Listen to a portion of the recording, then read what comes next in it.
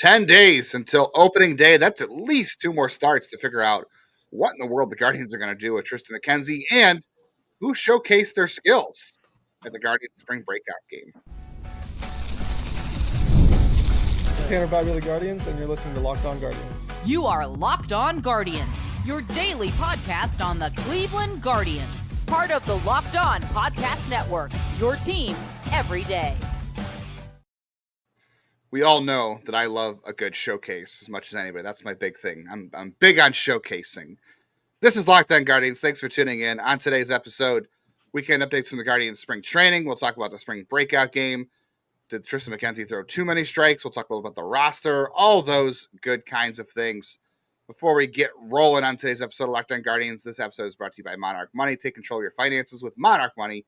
Use our code LOCKEDONMLB at monarchmoney.com for 50% off your first year. Thank you for making Locked On Guardians your first listen today and every day, wherever you get podcasts, whether that's on Apple or Spotify or Stitcher, or if you're here with us on YouTube.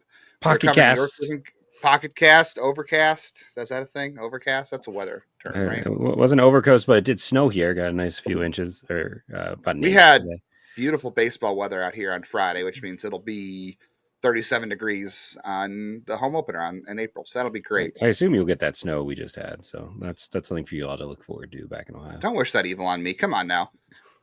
But yeah, thanks for listening to Locked On Guardians. It's our favorite half hour day. We hope it is your favorite half hour of the day where we talk Cleveland Guardians, part of the Locked On Podcast Network, your team every day. I'm Justin Latta. I've been covering the Guardians minor league system since 2007. I was formerly the editor-in-chief of Guardians Baseball Insider, currently at the News Herald and the Morning Journal, covering Guardians prospects, and I might do some pitch hitting this year covering the Guardians. We'll see how that goes. Prospects Live and next year in cleveland.substack.com, where you can get all my prospect rankings. And I am Jeff Ellis. I'm some dude they let wander in off the street and gave a mic when they decided to start talking about baseball. I had written for Scouting 24/7 nationally, had been featured on radio shows all over the country. Worst one ever. Shout out to one with the Texas Rangers. That's still my most traumatic radio experience. Maybe I'll tell that story for some of our insiders. It's painful.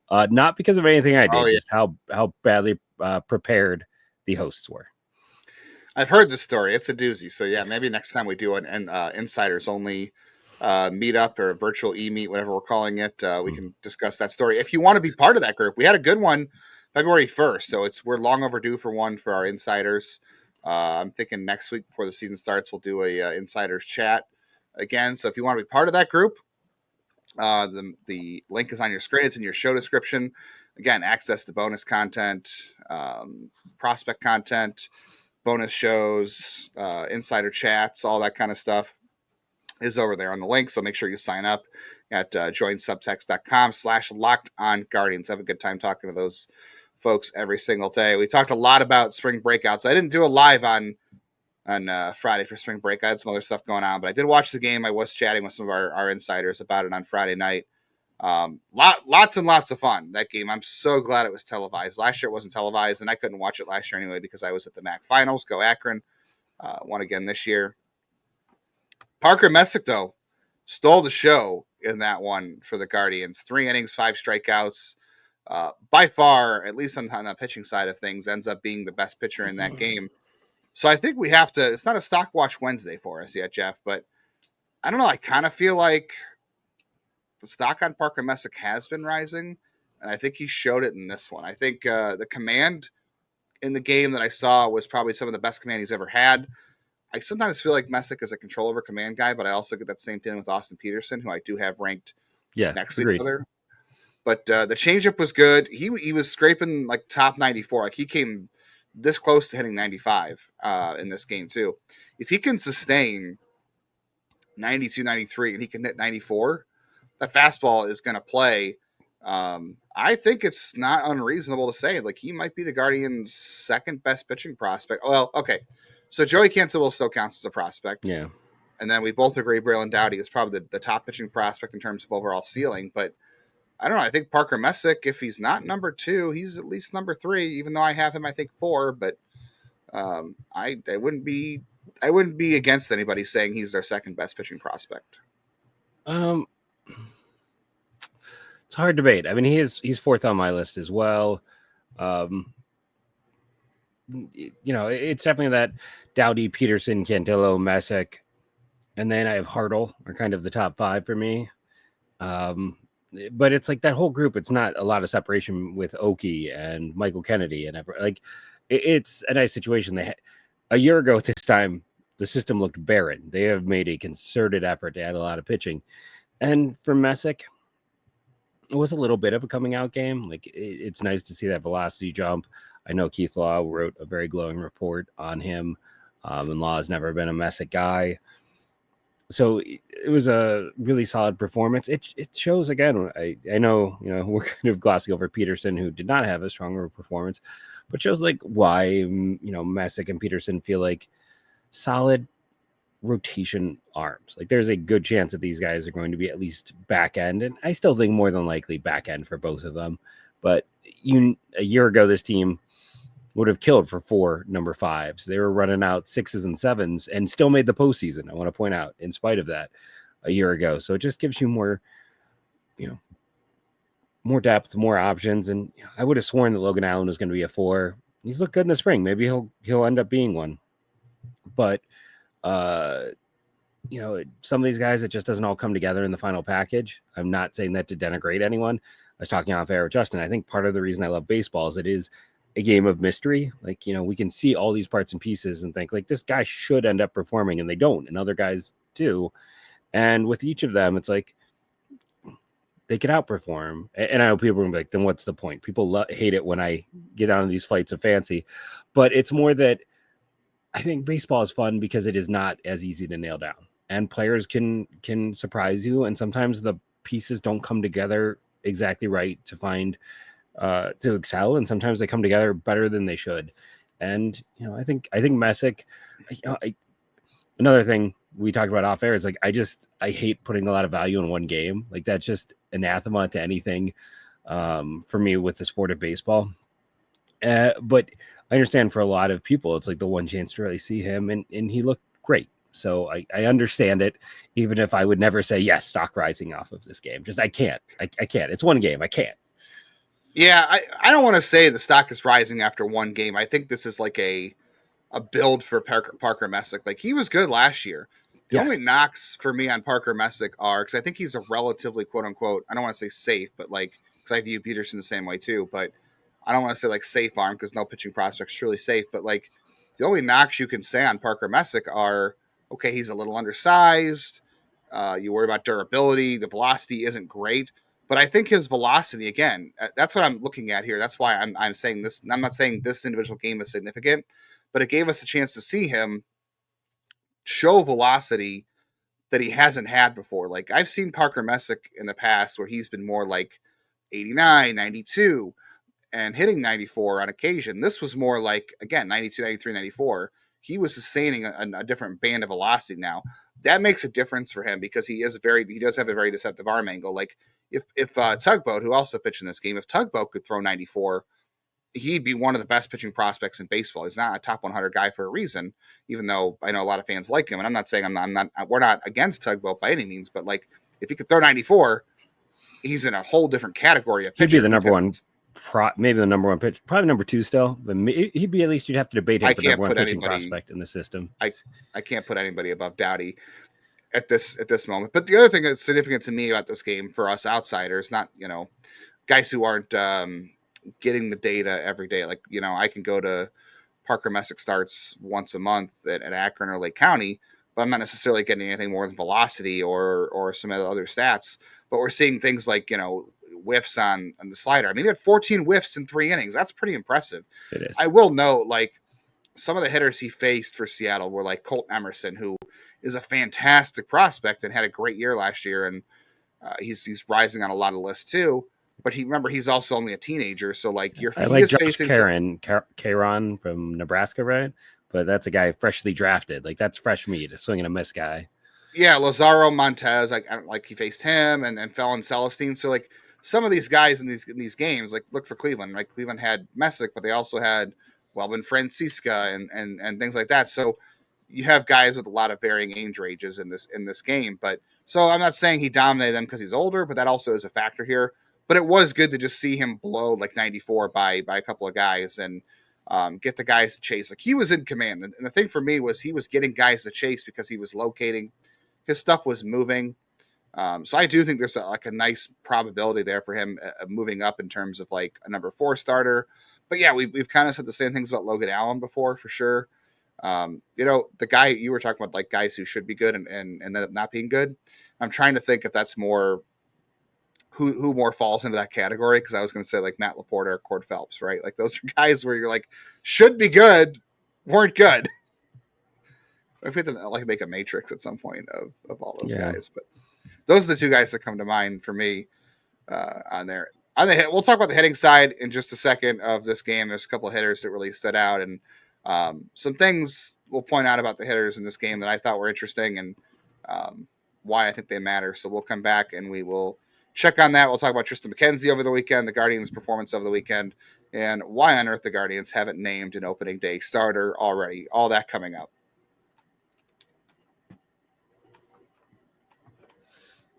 But first, looking for a snack that's both delicious and nutritious, crack into a good source of protein with Wonderful Pistachios. Wonderful Pistachios is one of the highest protein nuts. Each 1 ounce serving has 6 grams of protein, giving you over 10% of your daily value. Plus, they're packed with fiber and better for you unsaturated fats to help keep you feeling fuller longer. Listen, nuts are one of the best proteins on the planet. With Wonderful Pistachios, you are going to get that protein. They are packed with amino acids. Apparently I can't say the word acids today, but you're just going to get something that's going to be filling and good for you. And it's the perfect snack I know as a teacher, when I am rushing between classes, maybe I lose some of my lunch break because of behavior, shove a bunch of pistachios in your face, and that'll be a way to feel nice and filled up. So get snacking and get cracking with the snack that packs protein punch. Visit wonderfulpistachios.com to learn more.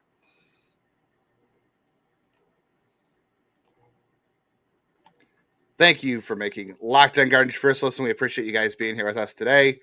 Again, tell a friend about Locked On Guardians. Baseball season is just right around the corner, 10 days away. If you need more baseball talk in your life, I always need more baseball talk in my life personally. And if you know a friend who needs more baseball talk, or you want to talk Guardians, share with a friend, talk about the episodes. Make sure you're downloading all the episodes on audio, hitting the bell on video. I just uploaded on Sunday night 3 more prospect profiles that I skipped over the weekend because I was busy, but they're up now, so you can check those out. All right, let's talk about some of those prospects. Let's talk about the hitters from the spring breakout game. What was cool to see was guys like Angel Hanao hitting the ball hard. The thing I want to point out about this is like the Guardians, the thing we've been complaining about the last several years is the Guardians don't have prospects who hit the ball hard. They don't impact the ball hard. You've got your Steven Kwans and your Brian Rocchios, guys that are not, pushing the upper tiers of exit velocity. And we're talking about guys who have impact tools, right? That's what we've been saying about the system. Like, it's a good system, but it's lacking impact tools. Well, it's one game, so let's be cognizant of the fact this is one game. But we're watching guys like Angel Hanao at shortstop hitting 107 and 100 mile an hour singles. And I know they're just singles and they're ground balls. That's an issue we'll talk about. But it's nice to see some of these Guardians prospects hitting the ball with authority. This is something this team has lacked in its system the last several years. They've taken the Kwans, the Rocchios, the Cooper Ingles, and Cooper Ingle is a good prospect. We've had it on the show, right? But they haven't had guys who are hitting with impact exit velocities and power. And I'm not saying Angel Hanao is a 20 home run guy, but like, have you ever seen Brian Rocchio? He could be, but have you ever seen Brian Rocchio hit a ball that hard? Like, I'm just saying, like, I know one game of exit velocity readings means absolutely nothing. A Brian Rocchio launch angle on one of them, like the negative 19. It was a very. Have you seen him hit a ball 107 miles an hour? I don't know. That I don't know, but that was a very Rocchio launch angle, I will say. Watching Angel Hanao last year in Lake County, I don't think I ever saw Brian Rocchio hit the ball with the authority I saw Hanao. And this game kind of reinforced that to me. He hit the ball hard. Now, yes, he's got to get the ball off the ground a little bit more. They were negative launch angles. We're not asking Angel Hanao to be a middle of the order hitter. He only hit cleanup in this game. That was fun. Alfonso Rosario, 106 mile an hour single. A double, I should say. That one was off the ground. This is a guy who's got tons of tools too. And this is another reinforcement of the things we have heard about him the first time we got to see him in a game and get some data on him. Jason Churio, a couple balls that were up in the hundreds. Jason Churio was a guy that we weren't totally sure where the power was going to come from, right? Like, was he going to have impact with his offense? Like, we know he's got speed. We know he doesn't chase.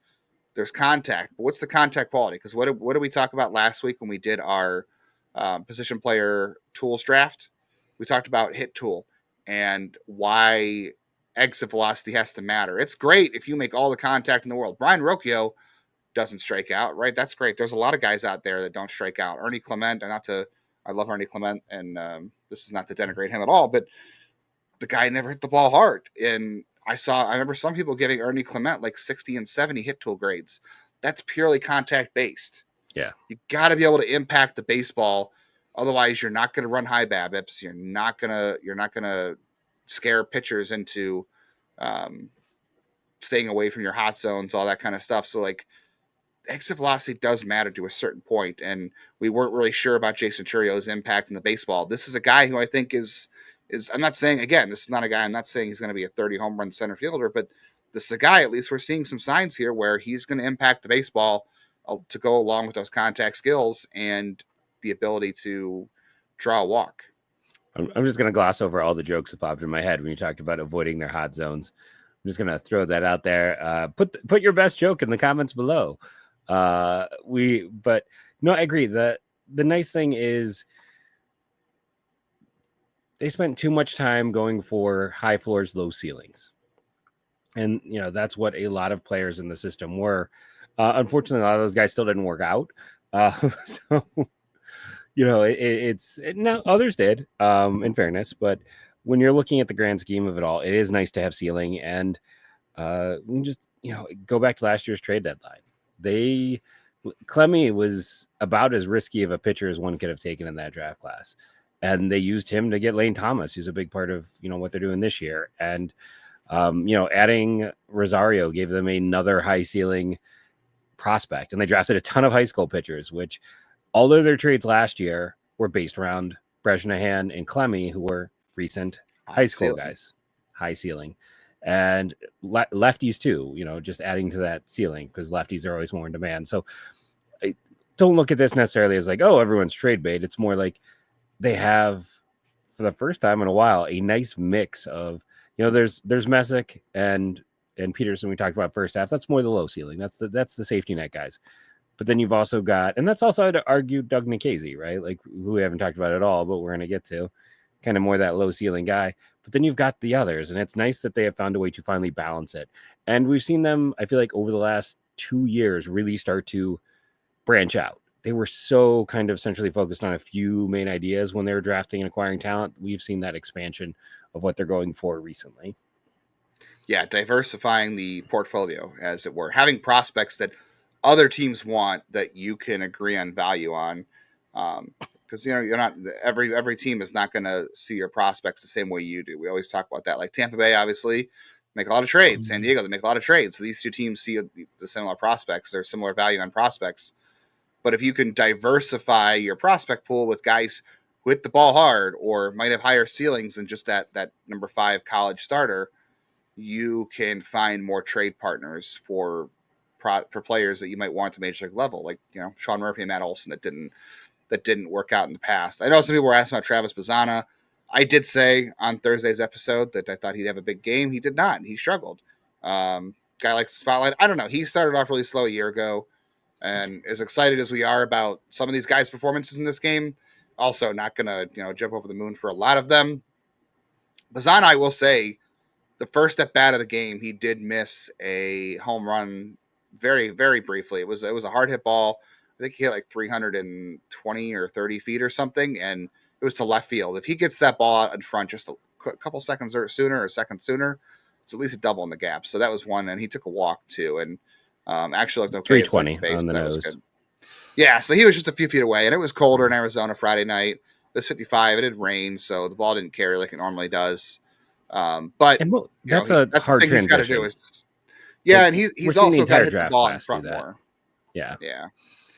He's just got to hit the ball in front more. I think that's what he did in college. I think he'll do that more as he settles in. But yeah, to me, I thought Parker Messick by far was the most impressive player. But Aho now, And he also, Angel Hanal also made some great plays at short. I mean, we used to talk about Gabriel with the best arm in the system, and Gabriel still has a great arm, but Angel Hanal, very similar arm. And I also am more excited about his ability to play shortstop going forward. He has grown a little bit, but he didn't look like a step too slow because he's starting to grow into his body a little bit more. Like I'm already very high on Angel Hanal, so I think this game already reinforced that. But yeah, I thought Hanau, and I know Churio had 3 hits too. I think when he hit the ball hard all 3 times, or at least 2 of them. Cooper Ingle looked good behind the plate too. Cooper Ingle had a base hit, and he was really good behind the plate too. So all good things from the Guardians in this game. I know we're going to gloss over Peterson. You and I are both high on Austin Peterson, and he kind of struggled in this one. I think he kind of showed like he can be around the plate a little too much, and that might lead to some balls being hit out of the park and hit hard on him. Tugboat could have been better, but I think overall it was kind of the same Tugboat we saw a year ago, where he's going to punch some guys out because he's deceptive and he locates and he's got a nice changeup, but he's also going to be around the plate a little bit as well. But yeah, you had Ralphie Velasquez played, CJ Kafis played. They got both those guys in the lineup. Ralphie played left and he was mic'd up. That was so super fun. I really like Ralphie's personality, and he had a lot of fun on the mic, being mic'd up. Talked about how he felt like he was actually in the show or on MLB The Show, so that was a lot of fun to watch. So kudos all around for this game. Actually, you and I heard something over last week about the future of the spring breakout game. So we'll mention what that might be coming up here in a second, and we'll talk about spring training over the weekend. We'll talk about Triston McKenzie's performance, some guys that came back, some guys that got optioned down, and why the Guardians have not named their opening day starter yet. So stick around for that on Locked On Big Guardians. trade coming, I'm sure. I'm kidding.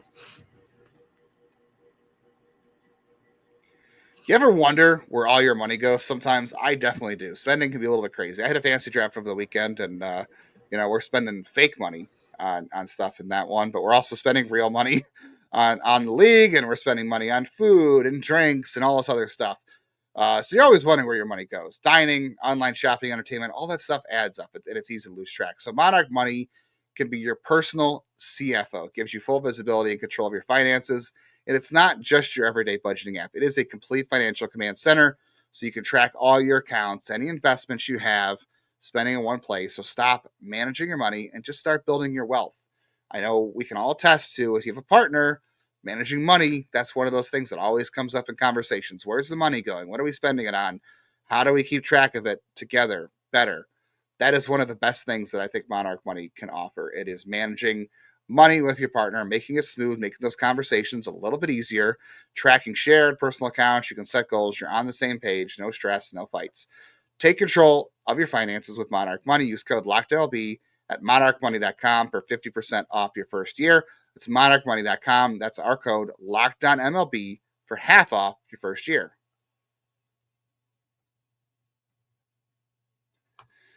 All right, so we saw this, I think.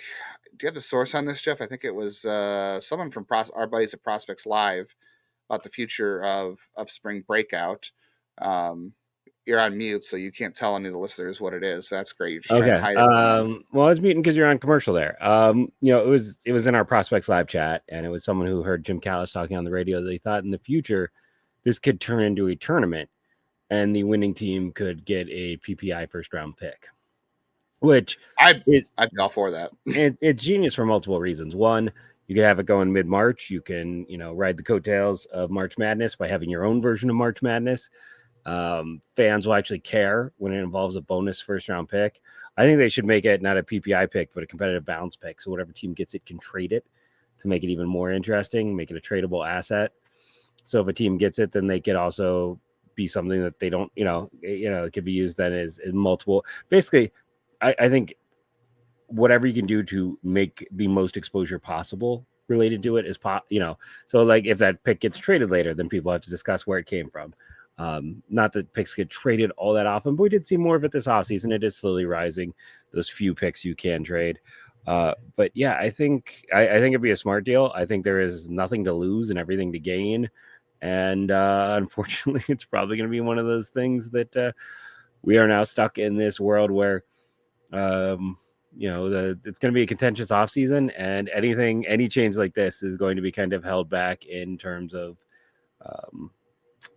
the general, I hate to bring up a cool idea and then kind of put cold water on it, but I feel like any changes that occur, it's tricky right now. Tricky for sure. I can't remember if you can trade a PPI pick or not. I thought you could, but maybe I'm wrong. Anything to make the draft more interesting, anything that you can do to make the young talent stand out more and kind of showcase your young talent, I am all for that. I think it's a lot of fun. Speaking of more prospects, if you want more prospect content from us, this week we're going to do our prospect draft, so stay tuned for that. I believe we're doing that Wednesday, so that's where Jeff and I kind of draft a team of prospects, and we kind of just use it as a way to talk about our top prospects, where we have guys ranked, where we value them, and so you can build the best team by the end of the season, and who gets it right and who looks stupid, which, more often than not, we make ourselves look stupid, so that's fun. Jeff, make an argument for anybody other than Tanner Bibee being the opening day starter. I joked about a trade. The only thing I can even think of, and this is a very cynical thing, and I don't think it's true at all. I apologize for looking down. A cat just made my place smell, so I'm just kind of doing a candle as I talk. If you're looking at it, it's because maybe they're in negotiations and an opening day start could matter. I don't. There doesn't really seem to be a good reason. If you want to look for a positive, we're going to stick on the positive side. But hey, maybe they're still in contract negotiations, and it gives them more time to work on that. Or you want to, put the king of all options out there just because everyone loves him. I don't know. Like it should be Tanner's. There's no real reason for anyone other than Tanner. I as anyone listening can tell, it's grasping at straws to figure out why it would go to anyone else. Yeah, I can't make an argument for anybody else. Like we saw, Paul Skeens and Zach Eflin got named the opening day starter because Grayson Rodriguez is hurt in Baltimore, and the guy in Chicago, Sean Burke, has 19 career starts or something. I like Burke though. I wrote him up at Prospects Live 2 years ago. I've been a. That's fine, but he's there by default. This is not a default situation. Stephen Vogt said last week that Tanner's on track to be ready for opening day, and it's too much time left between now and then to name that. I don't understand why you wouldn't name him at this point. To me, the opening day starter, you only get a couple chances to do that throughout the year, right? It's your opening day starter. It's your first start in the playoffs, maybe the first start out of the All-Star break, but you use that more as a tool for extra rest in the middle of the season. Yeah. This is the one chance you really have to kind of step on make those things official. And for where this team has been last year with pitching, the only guy in this roster, Gavin Williams. Yeah, Gavin Williams has all the upside in the world. A guy who was hurt last year and was not good when he was healthy. This is the guy who carried your entire starting pitching staff a year ago. There's nobody else out there who could make sense for opening day starter. So I don't really understand the whole, it's too soon to say anything about who the opening day starter is. If it's tied to contract negotiations, which, I know things are being talked about, but no, there's no updates there to give, unfortunately. But there's nothing else that. There's just nothing. There's no other argument for it. Otherwise, it's certainly Jeff, not Triston McKenzie. Who? Why not? I don't know how the Guardians are doing it. I'm sure we'll talk about it this week with Vogt and other guys. But he didn't walk anybody in a start Saturday, which is great. That's the thing you want to be out, Triston McKenzie. You don't want to walk guys. And this is a guy who's always been home run prone. But when he limits walks, the solo home runs don't hurt as bad. But now we're just at a place where he's getting hit hard, and it's not a velocity issue. That's the thing that's most concerning to me. And it's still spring training. It's still Arizona. All those things still apply. But we're at a place where velocity is not an issue. And his stuff has always played in the zone in the past. So something is weird here that he's not walking guys. Velocity is not an issue. And he's always gotten hit a little bit hard. But that just seems a little... he got everything. Every ball he gave up contact on Saturday, was hit like a rocket, and it's so strange because in the past, again, when he was in the zone, his stuff was effective. So Triston McKenzie is just getting to be more of an enigma. That's kind of hard to figure out at this point. Yeah, I feel like he's always to some small degree been an enigma. You go back to his minor league days, he he was kind of consistently inconsistent, and that's why I was always kind of lower on him than the field. Now we're just seeing it on a much grander scale. Like we didn't have quite the downs, and the ups were the ceilings were higher and the floor was higher as well. Now we've seen it shift to lower ceiling, lower floor.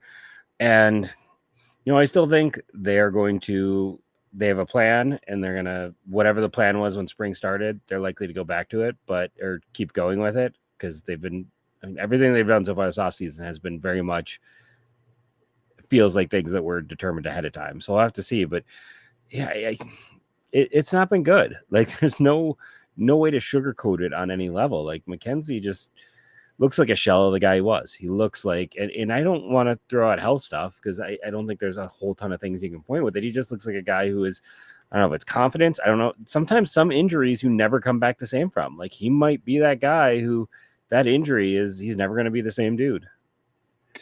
Yeah, he didn't have the surgery. He just went through a bunch of rehab.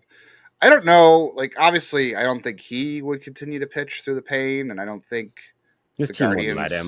They have too much. Yeah, the Guardians wouldn't let him. So, like, guys can throw hard with elbows that have torn ligaments. Like, it's not unheard of for guys to throw hard. It's weird. They do lose velocity.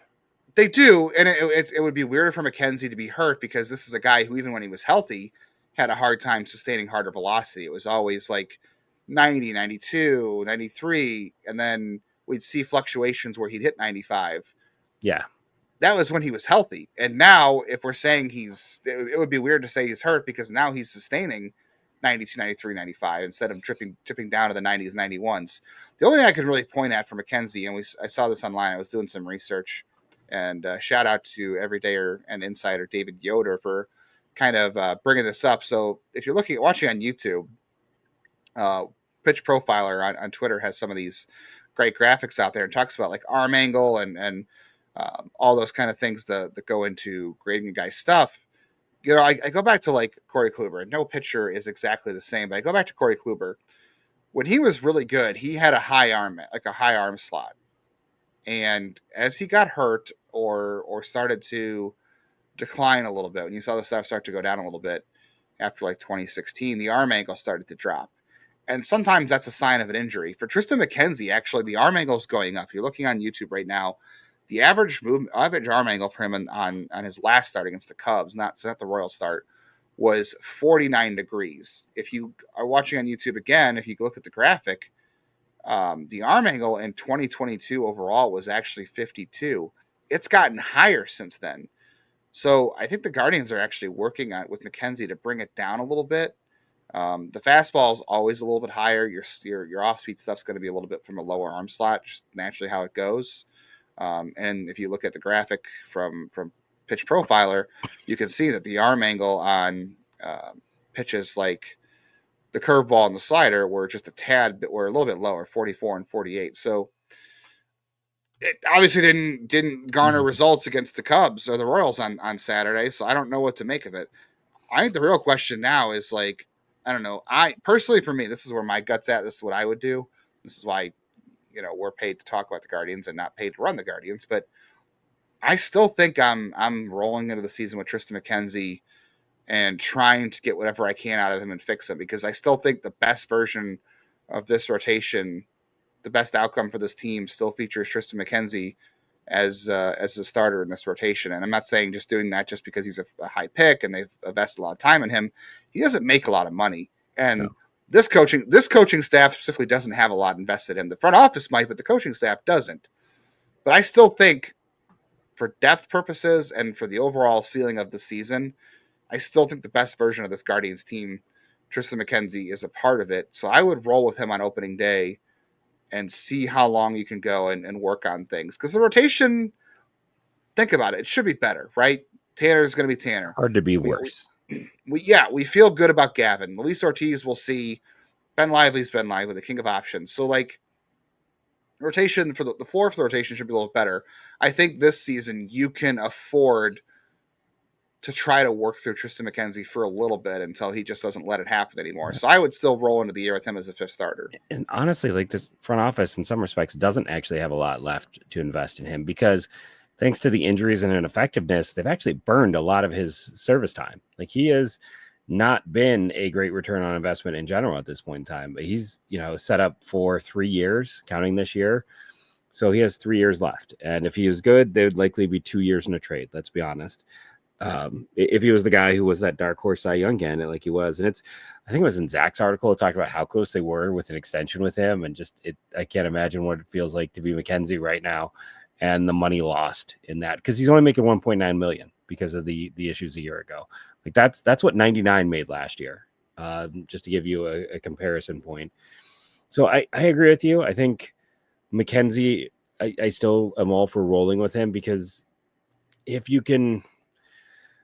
And I know everything is so negative, so I also understand the fans who are like, why are we bothering? But it's like, you're bothering because the ceiling there was, again, a dark horse Cy Young candidate. Like, Triston McKenzie was supposed to be the ace of this team this year. Like, Tanner has been great, but this was, with Shane being traded or leaving in free agency, it was the expectation that, like, Triston McKenzie, we went back a few years ago, would have been the ace on this team. And we had an injured season, and, I know hindsight's 2020, and you can't go back and just assume everything would be different, but boy, does it feel like he should have just had surgery. Like, now it's 2 lost years and maybe a third. You give him some opportunities, and that gives some of those young guys a chance to develop. And clearly they want to keep their depth in place with Nikhazy as well, which we'll, save for later in the week. But, like, yeah, I think you roll the dice with him, and then if you hit late May and it's ugly, you say goodbye. Yeah, I think you do have to go through that. I mean, you're the alternative to McKenzie if you let him go. I don't think McKenzie clears waivers. If you DFA him, I don't think he clears waivers, because I think other teams will be inclined to take a shot on a prospect like him from the past, and he doesn't make that much money. I mean, the Brewers should take him in a second. They do wonderful jobs with old Guardians pitching.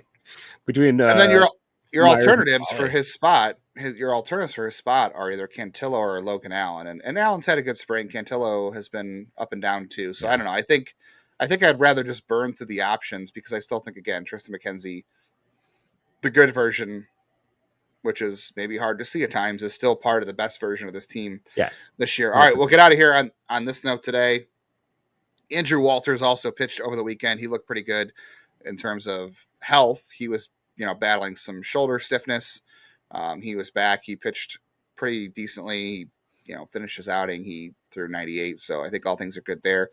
Doug Nikhazy, Ryan Webb, Andrew Messick, all lefties, all optioned to AAA. For the Guardians, they said that they just want to stretch Nikhazy out as a starter. They don't want to convert him to a relief role at this time, so they want to get him built up as a starter.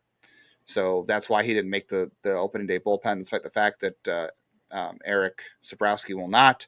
So I think right now, we kind of feel like it's Colby Allard. We'll talk more about that this week. So the Raider this week, we'll come back. We'll talk more about it. Tomorrow, we're going to talk about Kyle Manzardo's season and whether or not he can elevate himself and cement himself as the first baseman of the future for this team, and who might be behind him, and if he can actually take the place of Josh Naylor a year ago.